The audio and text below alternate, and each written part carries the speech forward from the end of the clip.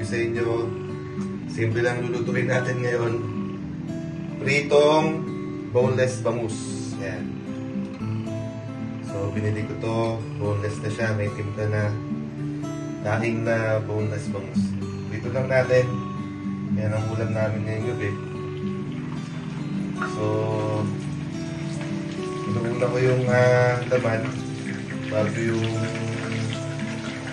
balat.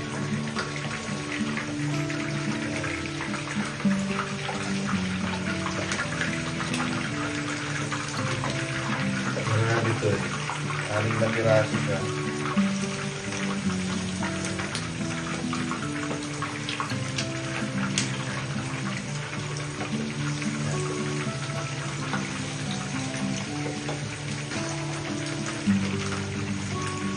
Kaya lang natin siyang mag-brown.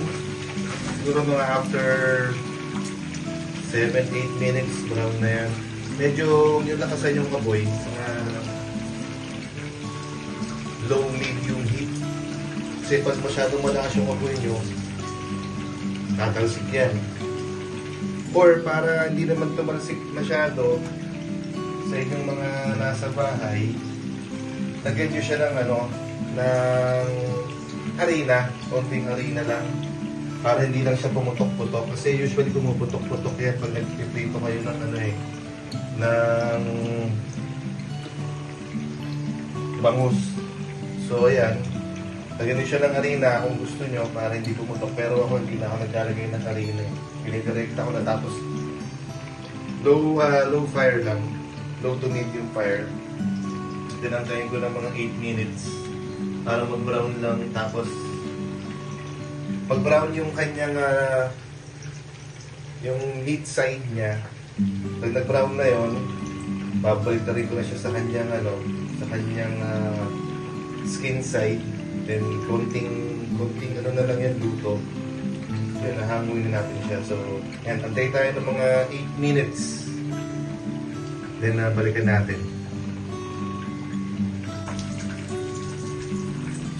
So ito na, after 8-10 minutes, yan, na siya, malutong na yung ilalim niya. Babalik na rin ko na lang yan.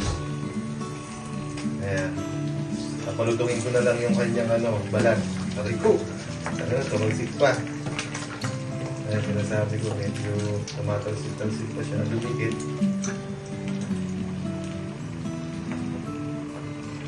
So ayan, balik na rin natin dito. Ayan.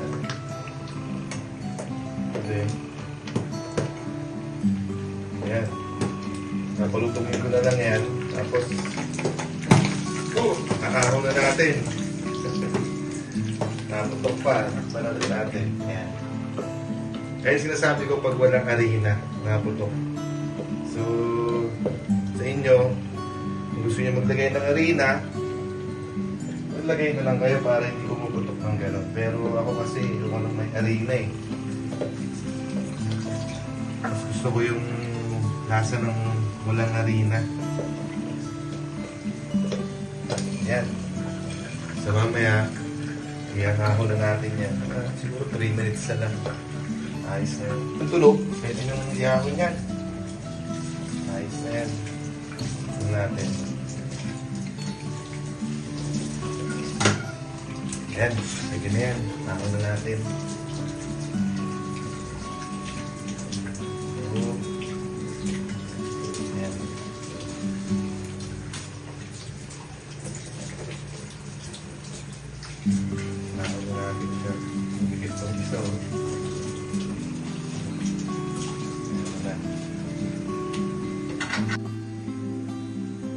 Na ang aming pritong daing na bangus.